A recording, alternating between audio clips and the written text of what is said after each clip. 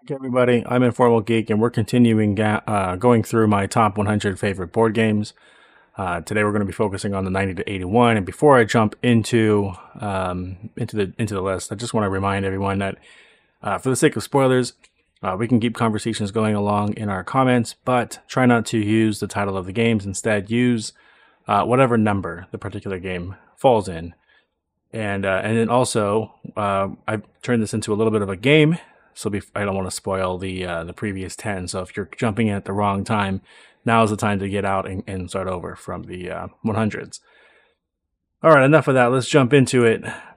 So you can see I've got the last 10 that we had just previously finished, and so today we're going to start with our number 90. Let's get my tool working here.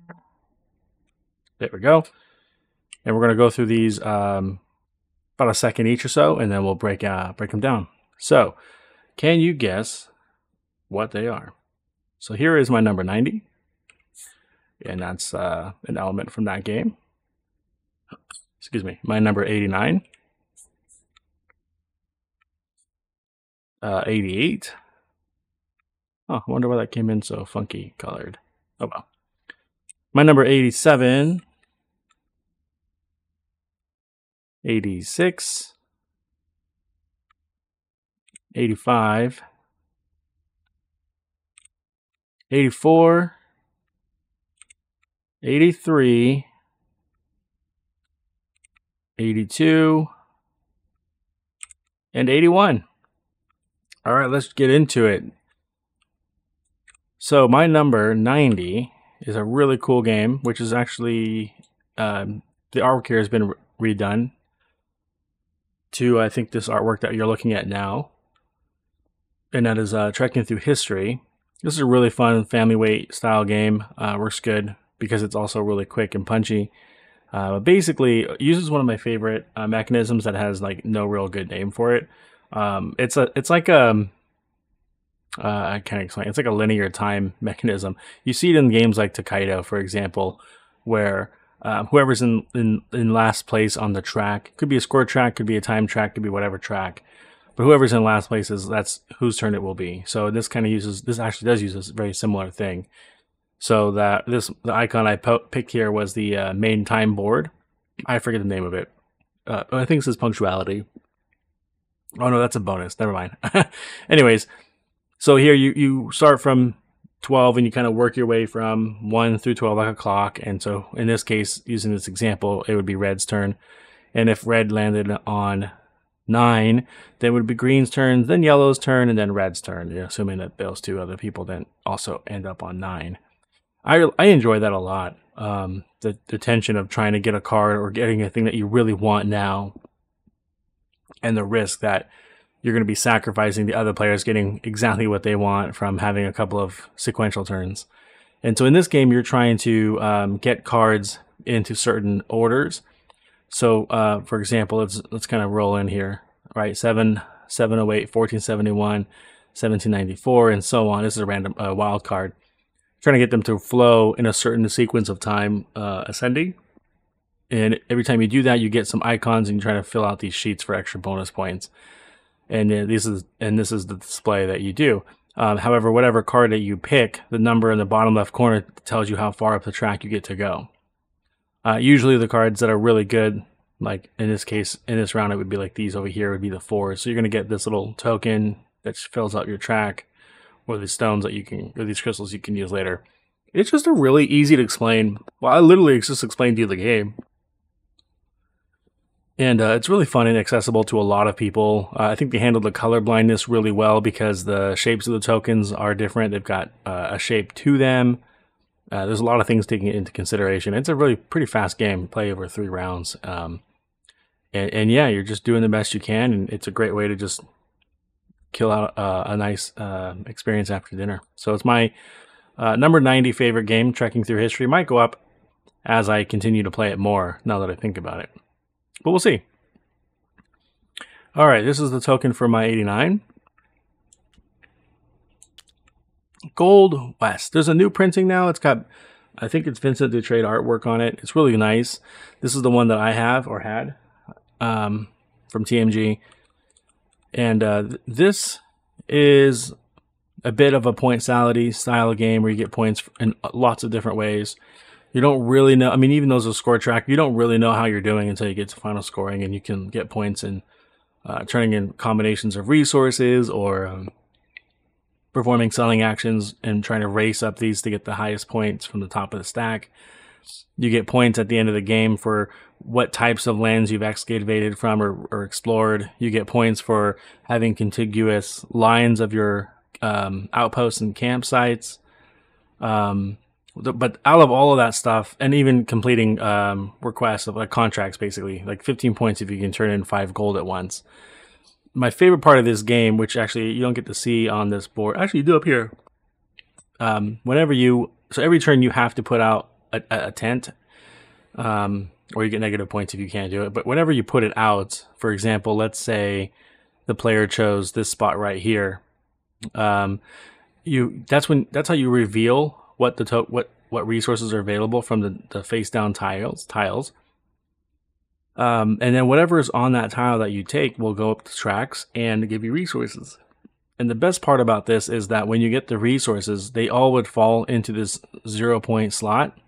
Or if you want to put them into later slots, you just have to, it's very Mancala style. You drop one component, put the rest in the next bucket, and so on.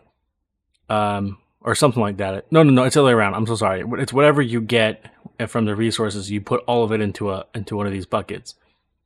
So if you put them all the way at the very end, you're going to get like 4 points or 3 points, but you're not going to get access to these for a while. And the Mancala element is that on your turn, you have to pick any one of these holds. So let's say you pick this one here. It's got 2 golds and a copper. You only use the resources that land outside of here, so you would have to drop one off, and then you have whatever's left over. So you're trying to be real efficient about that puzzle, and it's really fun to figure out what goods to put out when, because whatever's out here on that turn is what you get to use. Anyways, that puzzle there, it makes the entire experience, and there's just so many things that you can do with it. There's a lot of things to think about, and it can be a complex teach. But man, I really enjoyed this game, so it's got a hodgepodge of mechanics that I like, and that's my number 89. My number 88, again, I don't know why that's so faded out, but it's kind of a confusing, I would say a confusing icon, because it can mean several different games, but in this particular one, I'm choosing Caverna, the Cave Farmers. I really enjoy this game because it's if there was ever a game that tried to be an open, like a sandbox farming or agricultural economic style game, I think this is it. There's so many different strategies to explore. You can go heavy in the animal husbandry. You can go heavy in, the farming side of things. You can go heavy in exploring the caves and putting in cave buildings and dwellings. You can go heavy in upgrading your workers, having them becoming, better adventurers and coming back with better boons. But overall, this game is a worker placement game. So the majority of things that you're doing does not actually affect your own farmland, but the worker placements are really tight. I mean, right now this is late in the game, so there's more spaces. At the start of the game, I think there's only six or nine available spaces when you start the game. And every round you're adding one new space. And there's a couple of different harvesting. There's different rules that happen in between. But yeah, the strategies are really varied. The first expansion to this game, I've only played once. I don't own it, but I want to own it because I think it makes the game... it gives the players more direction when you pick your race and your role and you kind of go down a path. I think that kind of can help teach. But man, going and trying to figure out what you're going to do with the spaces available and so on, it's really fun. So that's my favorite of the... Oh gosh, what would you call these? It doesn't really say it's from a series, but UA's games here revolving around agriculture and farming and stuff like that. I really like this one a lot. So that's my number 88. I always forget the numbers. Yeah, number 88 is Caverna. I think this would, again, shoot up my list if I played it more often. But it actually has a really good presentation too. I mean, if you saw this on the table, you'd be like, whoa, what are you guys playing? Look at all that stuff over there. And so that's that one. My number 87 is a very classic game called Vegas Showdown. This is, I never read the subtext here, but it's a high stakes game of bidding and building. and it really lives up to that. The components are really, dated for its time, so I had to upgrade the chips. But I hope they reprint this game. But what's really interesting about this game is that I believe the end of the game happens when someone connects their casinos from their blue entrance to their yellow entrance. I actually forget what the end game trigger is, but that's what you're trying to do. And the blue buildings can only be built in these white or blue spaces, and same with the yellows and whites, but the greens can be built anywhere. And you have this sort of like a tech tree that tells you, well, if you have this building, then you're allowed to build this building, that kind of stuff. And so when the buildings come out, they do come out pretty random. I mean, there's other stacks that are kind of like the buildings that are always available that kind of get the starting parts out. Like that's what these three are. But the other specialty buildings come out randomly. And there's events that come out randomly as well. And you just deal with it. Like the random stuff could be, when trying to build the next green building, for example, you can't use like even spaces or something like that for your bidding. Stuff like that kind of raises the stakes a little bit. And the fun part about this game is the interactions that you get with players as you bid for the tiles. So there's an opening bid that's printed on the tile itself, and it's where you start. And every round it gets cheaper, and then eventually someone will bid on it, and then it turns into a little bit of a bidding war. You've only got one marker to do, so you make your choice wisely, and then once you win it, you build a building. Sometimes it's really good to go heavy on buildings that you don't have access to, because you can't hold them off the side and then take a remodel action and put those onto your board. But if you're trying to manage like your income and your reputation or population, one of those two things, and it's just a really fun game to figure out how to generate the money that you need to use on building and interacting with people so that you can up the stakes and try to get something really cheap. And it's really interactive for what it is trying to build. I didn't realize how similar this was to Caverna, actually, because you are trying to build out your own little, and not a casino, but a farm. But instead of doing it through worker placement, you're actually doing it through a bidding mechanic. I didn't realize I did that. But anyways, a classic game that I really hope that they bring back in some shape or form. But man, this game is so fun. And that is my number 87.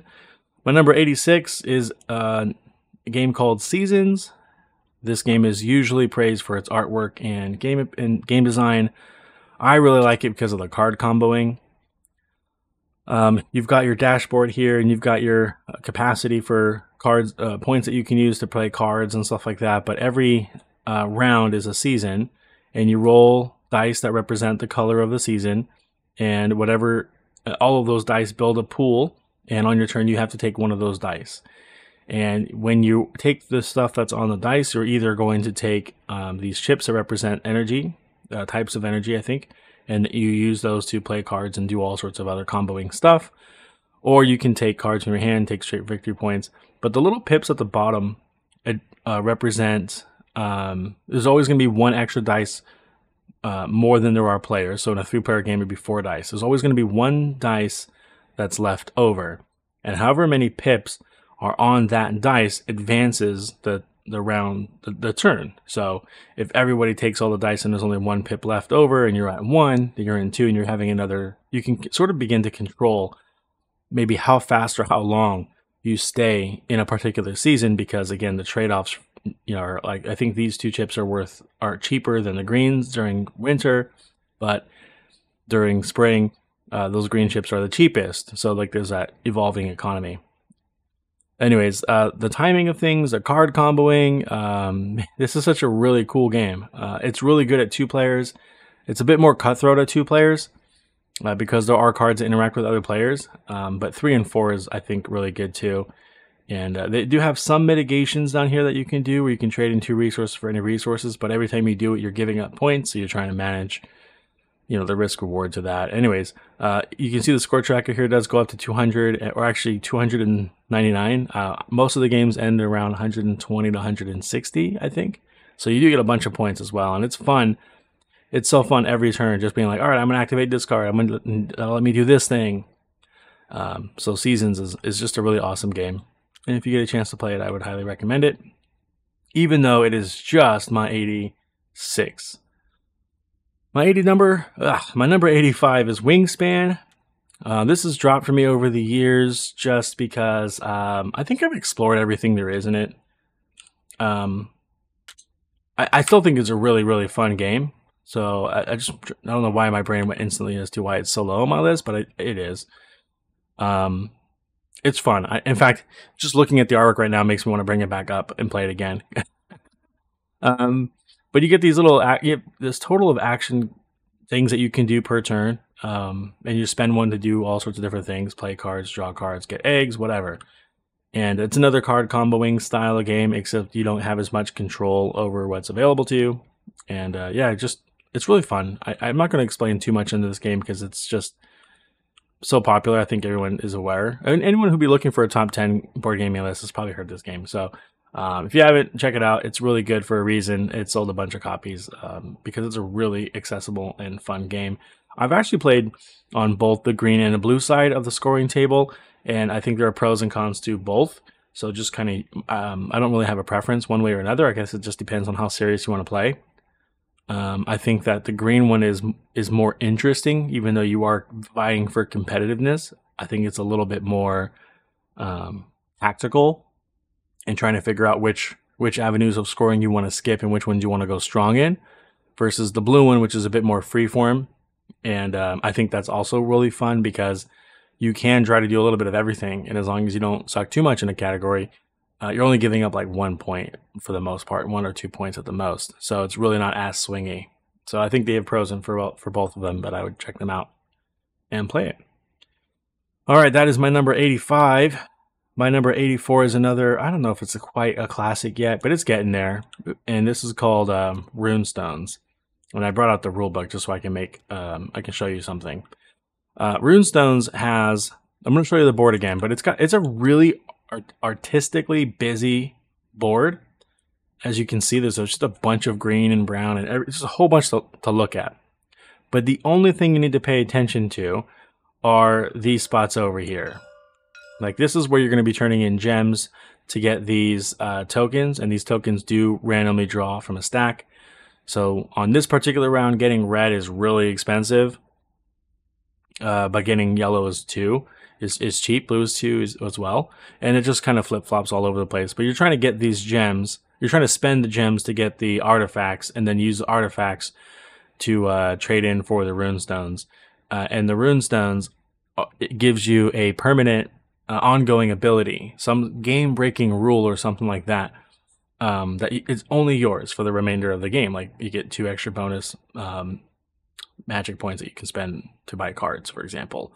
Or whenever you get, I think this one means whenever you spend a white crystal, it's a wild. So like, there's like that kind of stuff. So it's a really fun game. But I haven't even mentioned the best part of the game yet. The best part, this is a deck building game. So you do start with everyone starts with the same deck of cards, randomly shuffled and so on. But what makes this game so interesting is that you always have to play, you start with a hand of 4 cards, and you always have to play 2 cards. And you're looking at the number on the cards. So for example, if you were to, let me fast forward here. You use the cards to buy, okay, I'm going to go back a little bit. The top symbols up here you use to buy cards from the board's availability of the things out here. So you can use those, or you can use them for their abilities, which is like getting a red and a white gem, right? That kind of stuff. But when you play, I wonder if, man, I should have thought about this ahead of time. Where does it's probably the first page. Oh, you have to forgive me for bumbling through this. Yeah, so it's right here. So after, yeah, then the player refills their hand to 4 from the hand. Oh no, oh my gosh, where is it? Well, anyways, I'm not gonna we're not going to spend too much time on it. Basically, you have 2 cards in your hand, and the numbers on there matter because whatever is the highest card, I believe, highest numbered card is the one that you permanently get rid of, or you discard it from the. I think it goes into the discard pile, or you remove it from the game. I forget which one that is. But you get 2 cards, and you're like, oh man, I'm going to play these 2 cards. I really want to turn in this 1 white crystal to get 1 blue, 1 red, and 1 yellow. But man, I'm going to have to get rid of this, beginner card that gives me 2 red gems. It's gone forever. So like that's the rub that you have to deal with that every turn is just getting rid of cards. Oh, here it is. Yeah. There it is. If it's a creature card, you add it to the general discard pile. And no matter if it's a creature or a discard, the lower numbered one goes into your own discard pile. So you're constantly playing 2 cards and getting rid of a card. And that is such a fun bit of drama to deal with every time it's your turn. So that's what I love the most about Runestones. And then it also looks really good on the table. So it's easy to get people to jump in and be like, oh, what's this? I want to play. So yeah, Runestones, one of my favorite one of these games, deck building games. So deck building with a twist, I should say. All right, definitely a classic, but not the version that I've got here. My number 83 is For Sale. I'm showing you the Autorama version of it because this is what you can currently buy. I don't know when this came out, in the 90s, I think. It's been around forever.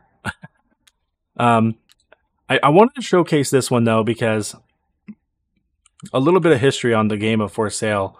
There, at some point in time, they released an expansion, and in this printing of the game, they incorporated the expansion into the base rule set of the game. So it used to be that you play 2 rounds. The first round is where you're spending your money to buy your, in this case, cars. And then the second round is you're using your cards to outplay your opponents to get the best checks for them. Like you're selling them to people with checks. And the expansion included like these really specific powers that manipulate, one of those 2 phases and such.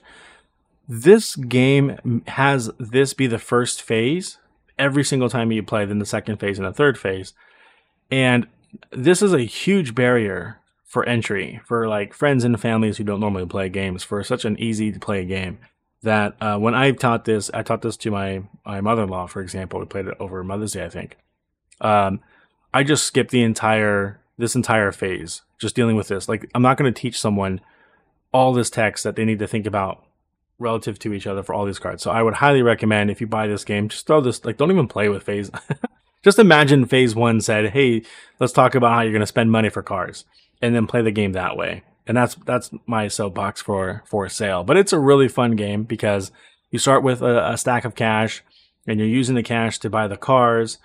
And there's only 1 of each car, and the cars range from 1 to 30, I think. So the 30s are better than the 1s, and so on. And you do that until you've gone through the entire pile of cars, and then from the remainder of that game, you take turns playing a card to try and have the highest value card revealed at the same time with your opponent, so you get the best check. And whoever has the most money left over between the checks and remaining cash is the winner. And so the bidding aspect of this is so interesting because you can outbid someone and hope that they take a card for spending up too much money, because if you pass and you put any of your bid in, you only lose half of your bid. Whereas whoever wins the bid, they pay everything that they paid for. So sometimes 3 really good cards, for example, can come out at the same time, and you might actually race just to pass first and get a really good card for free. So that's really fun to do that. Anyways, this game is really fun, and it's accessible to so many people, so I would highly recommend it for a lot of families as well. And that is For Sale, or if you get the Autorama version, just go in knowing you're going to want to trim out that first phase. All right, and my number 82 here is Marvel Champions. It's a, what do they call it? What's the terminology? LCG. It's a living card game. So it comes with, you can buy extra hero packs. You don't have to open up booster packs and hope that you get super rares or nothing like that. It's, every pack comes self-contained, and you're playing missions and scenarios. I love this game as a solo game. I'm okay with it as a 2-player game. But I don't want to like teach it to people that I'm only going to play it once. Because you generally start with like an easier mission, and it's more fun to sort of figure out a character and see how long you can keep that character around. That's how I play it, at least.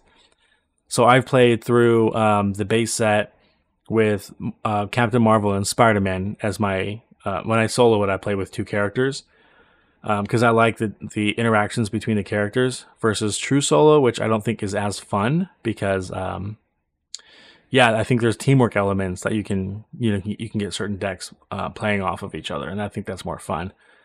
So that's usually how I play, and then I just I stuck with Spider-Man and Captain Marvel until I finished all the main villains. In this base box, you get Ultron, the Claw, and Rhino. And yeah, once I did that, then I tried different combinations like She-Hulk and Black Panther. I thought that was cool. And there's so much content out there. The reason this is so low on my list actually is because I prefer it. Not that it's the best at, but I prefer it as a solo game. And yeah, I think it's actually climbing up the ranks this year specifically. So we'll see. Maybe next year it goes even higher. Actually, now that I think about it, because there's so much content out there to play that I'm interested in getting. All right, and my last game for this video is number 81, and that is Beer and Bread. This is a 2-player only game. It is another economic farming style of game, but what makes this game so fun for me is how interactive it is, because during the first, actually during all of the odd rounds, you have a hand of cards in front of you that are a combination between beer and bread cards, and you can only use one card. You can use it to tuck in for an ability, which is not great during the first rounds, but you can do it. You can harvest it where you get the resources at the top of the cards, or you can build it, or brew it, I should say. Brew it or bake it, if you can fill out the recipe. So you take that one turn with that card, and then you have to hand the remaining cards to your opponent, and they do the same to you. And so you just are going back and forth until all the cards are played in one way or another, and that ends the round. So, excuse me, you know what cards you're giving up and what kind of strategies you're building up to. You're trying to get the resources, and you can get more than you need, but whatever you get in excess, you first have to offer to your opponent, and then whatever they don't want goes to the general supply. So it's easy to like, man, I really need just this one. I forget what this is. Oh man, I can't remember what it is in the game. It's one of the components here. I really need this one, but by harvesting it, I get everything. So the risk is, well, do I do what I need to just get the one thing and then give everything else that I'm not using to my opponent? Probably not a good idea, by the way. Anyways, the mixture of trying to play the cards for the harvesting and play them for their abilities, and then eventually trying to brew and bake your bread is fun. And then during the middle rounds, during the red icons, there are cards up here that show up, and instead of taking a turn and giving your hand of cards to your opponent, one of the things that you can do instead is instead of playing a card from your hand, is you can exchange a card from that's over here, but whatever card you exchange with, you have to immediately play. And so that can be really fun and interactive when I give up a card that I don't need, and my opponent's like, "Oh my gosh, that's perfect! I needed exactly this one card." So it's really fun to do that, and you're just trying to build bread or bake bread and brew beer, and just like in a game called Between Two Cities, when it comes to final scoring, you're going to score all of your beer, you're going to separately score all of your bread and some other bonus points, and then whichever score is lower between the two categories of beer and bread, that's your final score, and you try to have the highest one between the two players. I played this with my oldest daughter a few times. It's one of her favorite games. We played this thing a bunch of times. I think once you're familiar with the game, you can get it done in about 40 minutes. But yeah, it's very interactive and very fun, and that's why it's number 81 for me. Well, that wraps it up for this video. We're going to jump back into this real soon. Next couple of days, you'll probably see my next upload here. We jump into number 80 to 71. So I hope that was fun for you. Thanks for tuning in. And yeah, we'll check you next time. Till then, Have fun. Bye bye.